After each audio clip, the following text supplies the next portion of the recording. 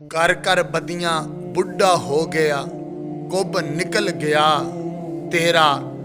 फिर भी बदियों बाज न आया, वाह शख्स दलेरा।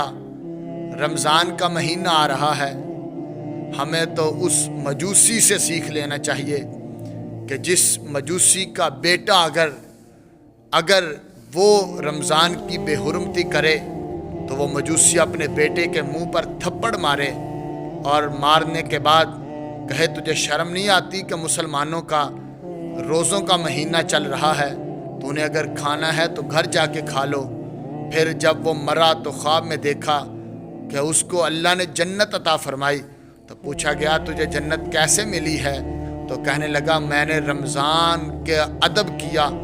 तो जन्नत मुझे अल्लाह ने अता फरमाई। तो ऐ मुसलमान, तू कैसा मुसलमान है कि रमज़ान का महीने का अदब व एहतराम ही कोई नहीं। सरेआम तो फहाशी उरियानी, सरेआम तो खा पी रहा है, सरेआम होटल खुले होंगे, सरेआम बाज़ारों के अंदर खाने लगे होंगे, सरेआम बहुदा बातें हो रही होंगी, सरेआम ज़ना हो रहा होगा, सरेआम शराब चल रही होगी, सरेआम खाने पीने का साजो सामान होगा। ऐ मुसलमान, तू कैसा मुसलमान है